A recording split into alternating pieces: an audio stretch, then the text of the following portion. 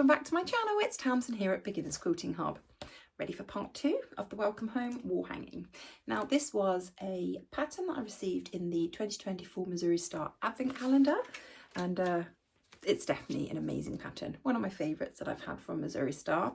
It also came with a panel which had all of these teeny tiny little doors in them. The fabric's my own, which I also bought from Missouri Star, but it didn't come in with the pattern and the panel. So the panel had loads of little doors featuring all different Christmassy themed stockings and presents and little Christmas trees, and I put together all of the houses and I made a full video all about that. So I will put a link down in the description box to that video so you can go back and watch part 1. Part 2 is going to be the trees. So in this pattern you have all the little mini houses which I made, and then all of these little trees. There's fir trees, pine trees and spruces. So there's 3 of each, and I want to get them done and dusted so that we've then got the houses and the trees constructed, and we'll just be left then with that centre kind of flying geese block, the half square triangles in the 8 corners, and then we can start putting it together. So come and join me and let's get these trees sewn up, cut down and ready to add to the big growing pile of blocks within this wall hanging project to move me one step closer to actually finishing it.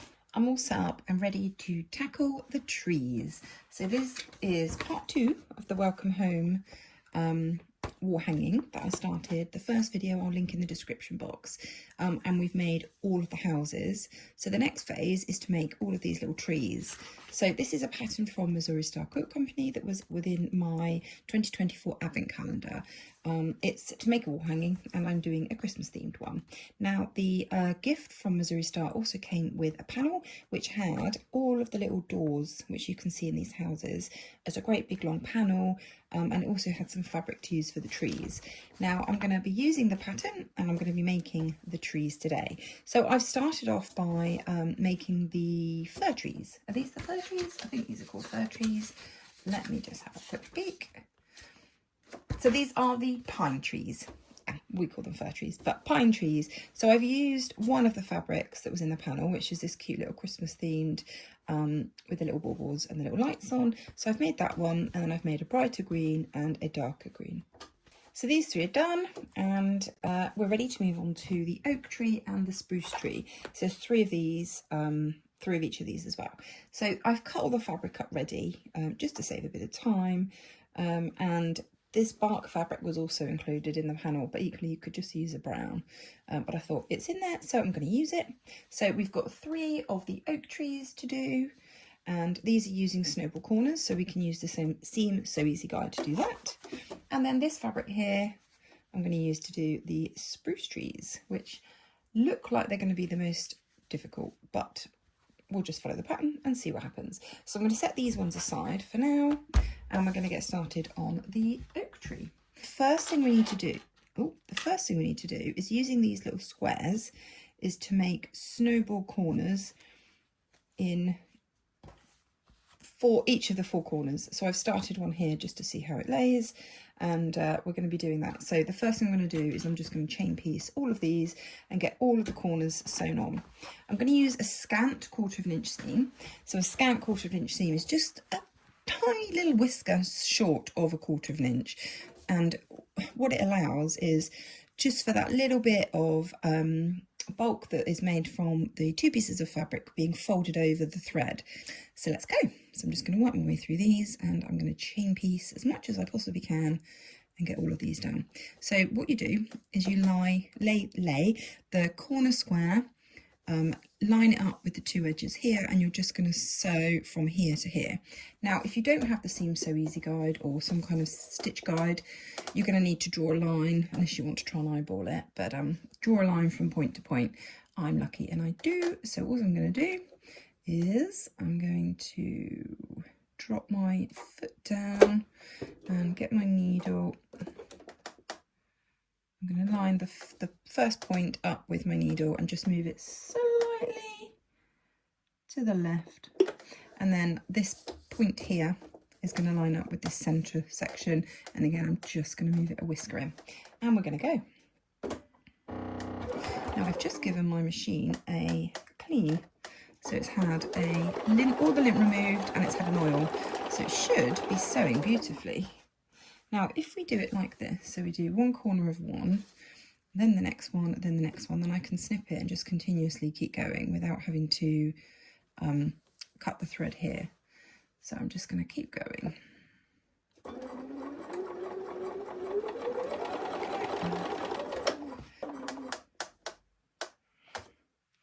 Wow, that's not good, is it? My threads come on, my needles come unthreaded.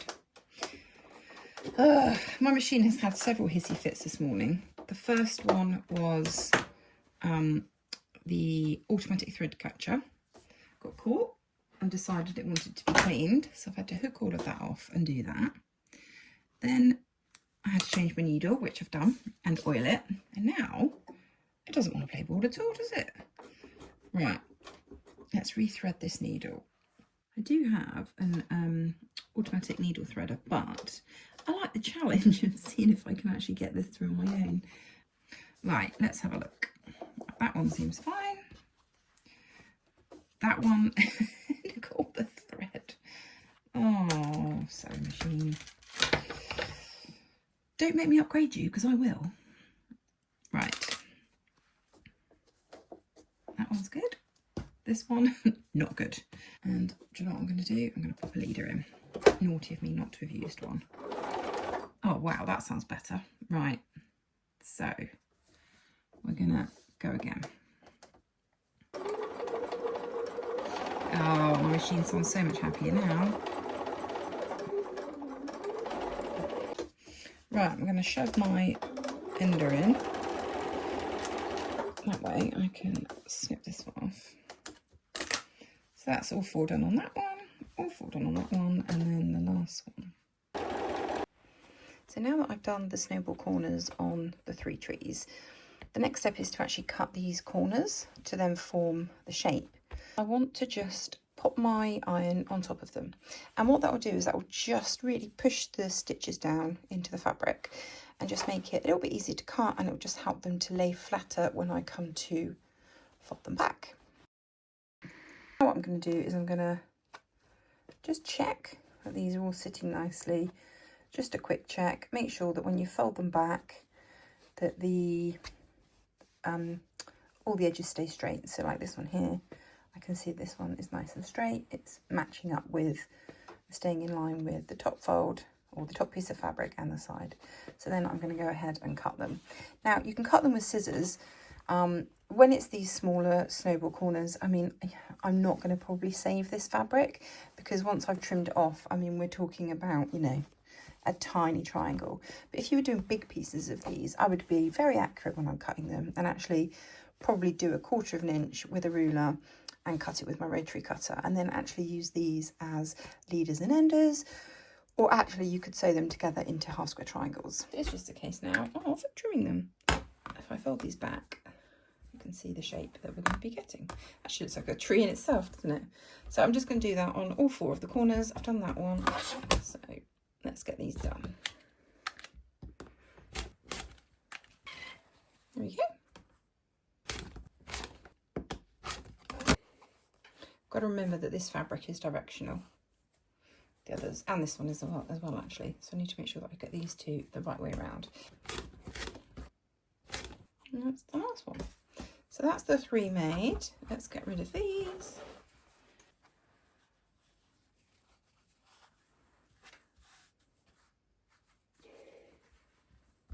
We've made these. We're going to work on the lower parts of the trees. I'm going to be using the bark pieces, and we're just sewing a piece of white fabric to either side.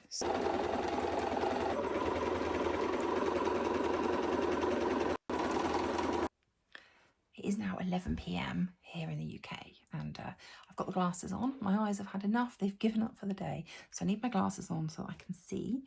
But I wanted to sneak down while everyone's asleep in bed and just try and get this block finished. So I've got the, this is the oak tree block, so I've got these done. I finished doing the trunks, so I'm going to sew the trunks, do the trees, and then we've got some sashing bits to go down the side just to finish off the blocks. So let's get those done. I'm trying to keep my voice down so I don't wake anybody up. Because wouldn't that be a nightmare if you want to do some sewing? Does anyone else sew late at night? I find that I come alive and become awake at night. So I've got the 3 pieces done. I'm just going to snip these apart and then give them a press and then add the final bit on. So this is what they're starting to look like. First one. Just making sure I've got my fabrics the right way up. 2. This is my favourite one. 3. Right, I'm going to press these. The pattern says we're going to press these down towards the trunk. So I'm going to go and press them, and it's just a case of adding the white to the side of them like this. And then that is the finished block. Then I've got the spruce trees to make. Done. Give these a press. Cut them apart. Well, maybe I'll cut them apart and then give them a press. So we've got first one, second one, and third one. So that's those done. I'm going to give them a press. That's another 3 ticked off the list. The way that these spruce trees are constructed, so these are the ones that look like this. So the ones with the triangle, single triangle on the trunk. The way that they're constructed according to the pattern, so you take your square, which is your main part of the tree, you fold it in half and put a crease top and bottom. Then you take your rectangle of fabric and you line up the left hand side of the rectangle with that crease, and you have a little bit of an overhang at the top, and then you make this edge here run through and come through the diagonal point of the square. You've got a little bit of overhang here, but the side is meeting the point of the green fabric, and then there's a little bit of overhang there, and you sew 1/4 of an inch down here. Then you fold it back and then you do the other side. I always like to do a tester one first to make sure that I've got the technique correct. So let's have a look. So when you peel it back, you have the triangle shape. So you don't trim it. So you want to kind of try and, it feels wrong to not trim it now like you would with a flying geese. You would trim off the side, but it doesn't say that. It just says to fold it back and then repeat down the other side. There we go. So now it says to trim it back. So I'm going to do that next. Let's just move all this out of the way. So repeat with the remaining background, flip the sewn unit over and use the tree square as a guide. So you're then going to turn it over and trim around the edge of the square, and that will then trim everything down to the correct size.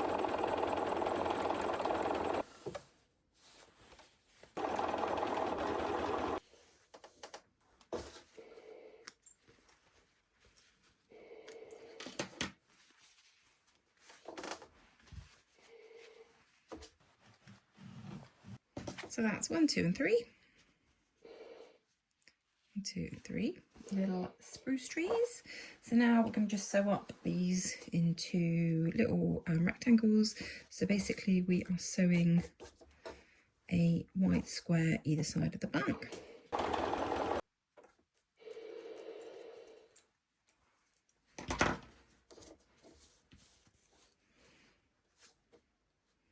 Now it's just a case of pressing these. It says to press towards the trunk, so we'll press that and then join these together. So press these in towards the tree trunk and then sew them together.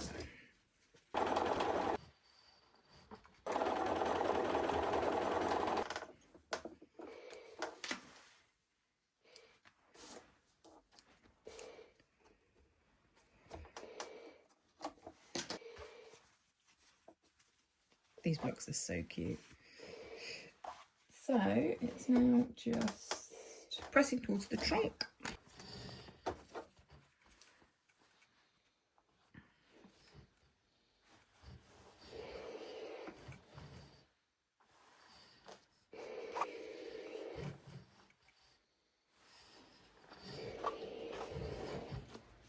them all done. So we've got 1, 2, 3, 4, 5 and 6, and then the fir trees. So the next part we've got to do is construct this flying geese unit in the middle, and then the large half square triangles. There's 8 of those, 4 for the inner corners and 4 for the outer corners. And then start assembly. You need to cut these long borders as well, just to go in between. But yeah, we're getting there. We are getting there. So as I'm not quite sure when I'm next going to get to this particular project, I thought I would post the video on up so you can see my progress with the Welcome Home quilt. So essentially, I have now got most of the components together, apart from that central flying geese block in the middle there. But we've got our houses, we've sewn these all up, they're all trimmed and ready to put into the pattern. If you haven't seen the video with me constructing these, I'll add the link to that in the description box below, so you can go back in and have a look. And it will show you all the little doors that we used and the panel that came with the pattern in the advent calendar. And we've now got the 9 trees done. So we've done a lot. I'm going to try and get this done, but I'm not quite sure when I'm next going to get to it. So I'm going to post this video so that you can see my progress so far. Until next time, I will say goodbye. If you've enjoyed this video, be sure to subscribe and say hello down in the comments, and tell me where you're watching from. Take care, and I'll see you soon.